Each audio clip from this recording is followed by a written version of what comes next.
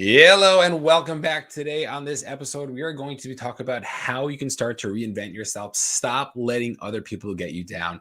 This is something that I was recently working on, and I'm like, you know what? I need to share this idea because I think it could be so helpful for so many people. So many of us get so stuck because we are constantly thinking about what other people think about us. And therefore, we end up beating ourselves up and we get down and we get sad. And every time we see that person outside or we see their name on pop up on our phone, we end up just getting so emotional and so we waste so much energy with it. So today I wanted to talk about a bunch of different things that we can start to do to reinvent ourselves to make sure that we are not going to do that.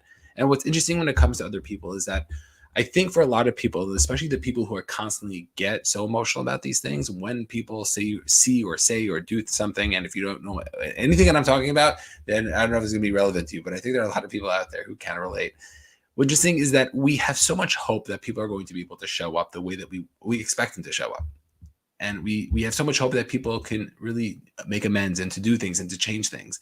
And what we have to recognize and what we have to realize is that we have to first look out for ourselves, because for so many of us, for so long, we've gotten so burnt in terms of what has gone on, what has happened in our own personal lives, that we don't realize that all we're doing is that we're setting ourselves up for failure if we keep moving forward without learning from past experiences.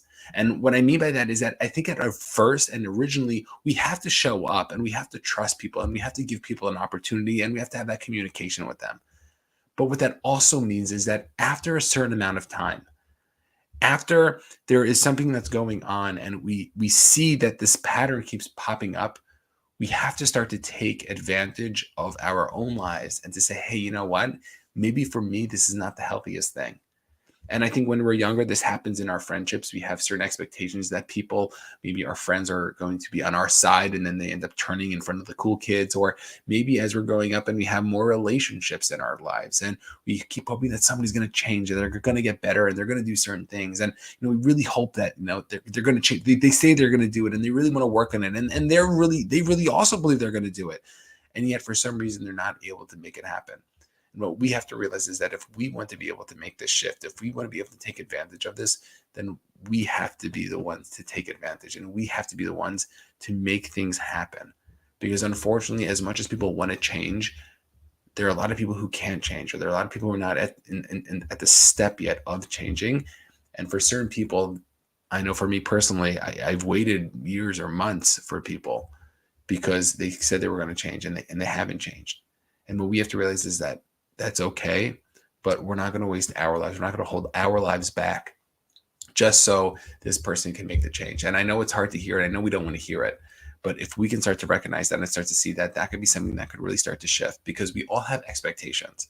I have expectations of you. You have expectations of me. And we all have expectations of each other. And when everybody brings their expectations, what ends up happening is that we end up trying to react a certain way. We want to make it, a lot of people want to make everybody happy. They want to people please. They want to say, hey, you know what? I know you want this from me, and so I'm going to do that. I know you want this from me, so I'm going to do that. And what's interesting is that we realize that we're not living our life anymore. We're living other people's lives.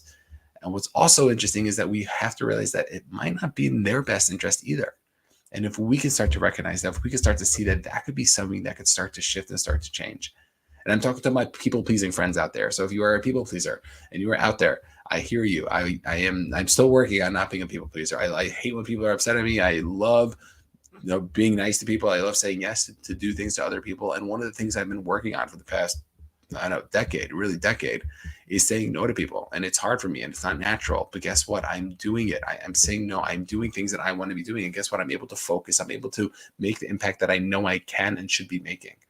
And that is something that comes out so much when it comes to other people, because for so many of us, we get so stuck on having to say yes to other people, and our lives are the ones that get beat up. Our lives are the ones that always get annoyed. And what's really annoying is that we get frustrated about it. It's like, oh, I wasn't able to do X, Y, and Z today. And then you look back at your schedule and it's like, well, I was dealing with all these other things. So if we could start to recognize that, I think that could be something that could be really, really helpful. And I'm going to share with you guys some tips. So don't worry, I'm not going to leave you hanging over here.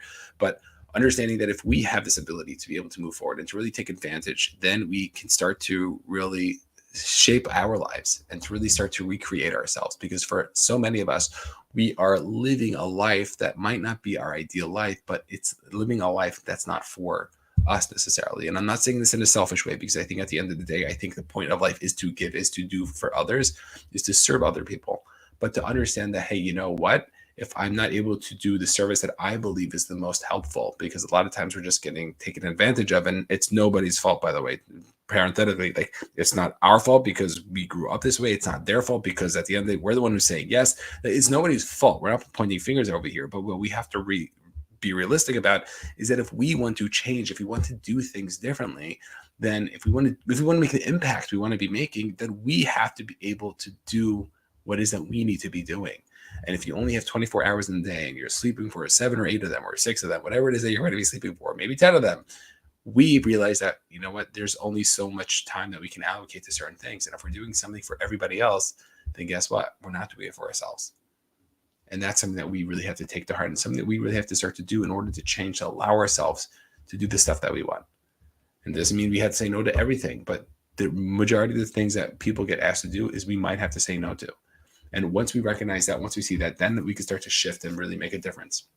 So recognizing that, I think, would be a big, big help in terms of people who can't say no to other people, to people who have a hard time, or when people get upset or mad at other people, then that can be something that can be really, really helpful. And speaking about the fact that other people get mad or angry or emotional, right? So I recently had a situation where there's somebody in my life who I'm going to it's not a family member, thank God, but it's somebody in my life who for the next couple of weeks, months, maybe years, I might have to be around this person. I might have to be working with this person to just, deal with this person here and there. It's not like every day, but their name pops up enough to get me anxious. And every time I see their name pop up on my phone, or if to jump on a call with them, I get so stressed out. I get so emotional that I just can't. I can't take it anymore. And what I realize is that I have to work on this, because I can't make this go on forever. Like, this is just not okay. And I started to be able to try to figure out, okay, what is something that I can do? What are some of my tools that I can use? And it was interesting because I didn't really have a tool that I could use like right on the spot. And I thought about, you know what, where's a different area of my life that there's like a similar feeling, but I'm more in control of my emotional state. And I realized that one of the reasons why I get so emotional when it comes to this person is that I think that this person thinks that they're better than I am. I don't know if they actually do or not, but this is just like what I'm telling myself. So I'm thinking, hey, this person thinks they're better than I am, and they're talking, down to me many times. And because they're talking down to me, you know what? I feel bad about myself. Like, I'm putting myself down because of that. And I realized, like, is there any other place in my life where people might talk down to me, but then I don't get so emotional, so affected by it? And what's interesting is that there is a point in my life I'm like, oh my gosh, this is so cool. Because when I play in basketball, right? So throughout my life, I've been obsessed with playing basketball. And every time I play basketball, one of the things that I love playing, or people I love playing against, are people who think they're better than me, and then they're not better than me. Like, I'm a pretty decent basketball player. And what's interesting is that when I have somebody who is more egotistical, somebody who's a little bit louder on the court, and they're really not as good as I am, and then my team ends up winning, like, first of all, there's no better feeling than that. But then also, when they first came on the court before the game even started, I wasn't nervous at all. I didn't get down. I didn't think that, what, this person thinks they're better than me, so therefore I'm going to beat myself up. Like, I didn't do that. And I realized that, hey, you know what? This person right now in my life who is talking down to me, who's disrespecting me in a way, and it's very disrespectful, honestly, but I don't have to feel down about it, because they are coming up from this position where I'm putting them on this pedestal where they're looking down at me. And what I have to realize is, like, no, I'm a better player right now. I'm the one who's playing higher up. They are just barking because of their own self issues that they have to deal with, but that has nothing to do with me. And I don't have to feel bad about that. So what I want you to do is I want you to find a place in your life where you are going through something where you can start to see, hey, where's an area of my life where I don't get affected by this? Where's an area of my life that, somebody, says something to me, like, I'm totally fine. So whether it's, your own specific business, right? Like, let's say you're in, I don't know, let's say you're in the coaching business. Okay.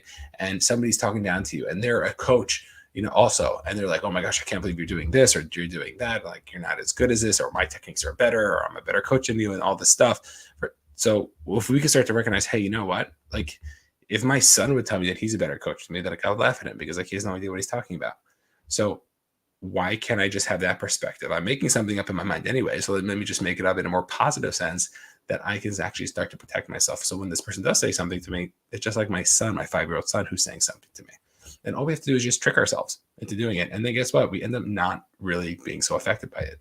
So we need to just understand, first of all, where is it coming from? Is it coming from this place of this person is talking down to me, and therefore, and that's what happens a lot, especially with us people pleasers. Is this coming to me, and therefore I can start to change it, I can start to switch it? Or is it coming from a different place? And find out where that place is, and then try to find a similar place that you can start to work from and start to attach from and to take that from in order to let yourself be able to move forward.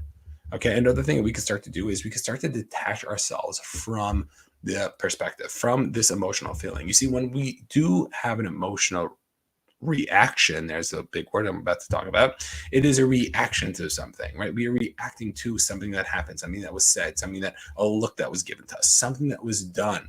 We are reacting to it with an emotion. However, we don't have to react that way. For whatever reason, we've trained ourselves to react that way. And with what we have to start to do is untrain ourselves to react that way. So if somebody looks at you with a stink eye, or gives you a certain finger, or gets so upset at you, what ends up happening is that we react a certain way, but we don't have to. Imagine if every time somebody cut you off on the highway, you just like laughed, or like you're like, oh my gosh, that guy must be in like a rush or something like that. Oh, I hope his wife's okay. Or, he really got to go to the bathroom or something like that. It's like you can literally have your own reaction because we're making it up. We're all in our heads all day anyway. So why can't we just make it up in the way that we want to make it up in? And that is something that could be so powerful when it comes to the work that we want to be doing. So recognizing that could be really, really tremendous when it comes to what it is that we want. So if we can start to move forward and to realize, hey, you know what, there's so many different parts to this. There's so many different areas of my life that I can start to work on, because I know when I get home and my kids are just going off the walls and I walk into the door and I'm exhausted and I'm hungry and all these other things, that I know I'm going to have this trigger. What we have to start to do is we have to start to take that reaction, not right away, because we get into this pattern. I open the door, I get spaghetti thrown on my head, and then all of a sudden I start to freak out and start to yell and start to like get all tempered up and everything. And I need to take a break, and then my wife's trying to calm me down and all these other things. So if we can start to say to ourselves, hey, you know what? I know this is going to happen. For the first 5 seconds I want to walk into the house, I'm going to stay calm, regardless of spaghetti or meatballs or pizza, whatever is going to be flying at me when I walk into the house. And what we could do is we can start to say, okay, I got 5 seconds. I'm going to do it again for another day for 5 seconds. Then another day, we're going to stretch it to 7 seconds, and then 10 seconds, and 15 seconds, and 20 seconds. And then all of a sudden what you're doing is you're delaying that reaction. We're starting to reprogram ourselves a way that we want to be reacting. And the next level of that is really starting to put in the emotion that we want to be having. Wow, I'm so grateful for being home. And that's why, gratitude is so powerful, because all we're doing is we're going through literally the same events, and we're having a different perspective with it. So once we do that, once we see that, that could be something that could be really powerful when it comes to the success that we want and where it is that we want to be going. So what is it that you want to be doing? Well, how is it that you want to be reacting? Because you have a choice, right? I'll give you a prime example of how I know you have a choice about how you want to react. Is that if you would run over to a tree right now and you would go to the tree and you would give the tree a hug, how would you feel? Would you feel like you're giving the same as your spouse a hug, or your parents a hug, or your siblings or your child a hug? No way. But why is it then one, you're feeling so, you're feeling like you're hugging a tree, like maybe nothing. And then the other one, you're feeling like this emotional connection. And depending on the person, you might feel even more emotional connection to them. And the reason is because you have trained yourself to have a certain emotional reaction. So let's train ourselves the way we want to train ourselves. And it can be so powerful when it comes to the success that we want to do, the things that we want to be doing, and in the places that we want to be in. And once we do that, once we recognize that, that can be something that could shift so much in our own personal lives. So recognizing that could be really, really helpful. So ask yourself, so what are the things that are going on about other people? How is it that I react to these people? What is happening in my own life? How is it that I'm reacting emotionally? Why is it that I'm reacting emotionally? What is going on with that person that I'm starting to tell myself? Is it true? Is it not true? Am I making things up in my own mind? What is going on here? Because once we're able to do that, then we have this ability to be able to move forward, to be able to take action and do the things that we want to be doing. And that could be something that could be so, so powerful when it comes to the success that we want, to be able to control our lives, really be able to pivot things in our lives, to be able to do and react the same way. Because at the end of the day, we are emotional beings. We're not going to deny that. We're not going to say that we're just going to hide our emotions. But what we want to do is we want to be able to translate our emotions in the right way. Because I think most people, maybe not everybody, but most people, when they want to come home, and they want to be in a good mood. Of course, most people also don't want spaghetti thrown at their face. But guess what? If it's going to happen, so then how are we setting ourselves up? And that's something that we get to be able to control. And if you don't want to control it, that's fine too. And I think a lot of that happens with a lot of people as well. So they say they want to do something, but then they don't actually change it. How many people complain about their lives? How many people are constantly complaining about their finances, about their situation, their relationships? And they try for an ounce of effort, and then it doesn't work out, and then you know what, they feel like garbage. I tried, I did this, I did that. And it's like, yeah, you did, but you didn't. And once you do that, and once you can see that, then you have this ability to be able to move forward. So these are the different tips that I can use. I hope you find them helpful. If you have any question, like always, make sure to reach out, and I'll see everybody on the next one. Peace out.